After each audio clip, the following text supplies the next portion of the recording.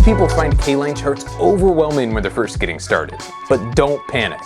In just a couple minutes, I'll walk you through 3 easy steps to read trends with K-line charts.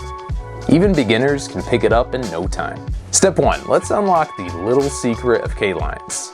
Each K-line has 4 key pieces of information: opening price, closing price, highest price, and lowest price. A green K-line means the closing price is higher than the opening price. This represents an upward movement.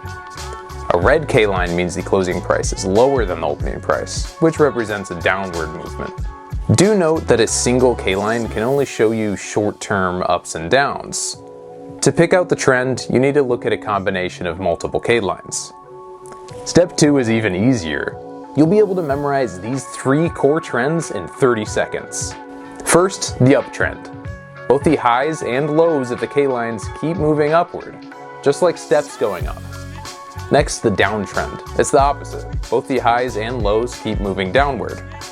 Finally, the sideways trend. K-lines fluctuate up and down within a fixed range with relatively stable highs and lows. Remember these 3 trends and you'll be able to tell the market direction at a single glance. Step 3, I'm going to teach you how to catch signals with trend lines. In an uptrend, connect the lows of the K-lines to draw your trend line. When the price pulls back to the line and bounces, that's a potential buy signal. In a downtrend, connect the highs of the K-lines. When the price rises to the line and is rejected, that's a potential sell signal. Here's a tip. A trend line needs to connect at least 2 key points to make the signal reliable.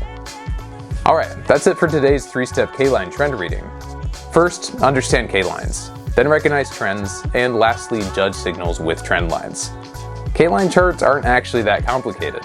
Practice with real cases, and you'll master them soon. Thanks for watching.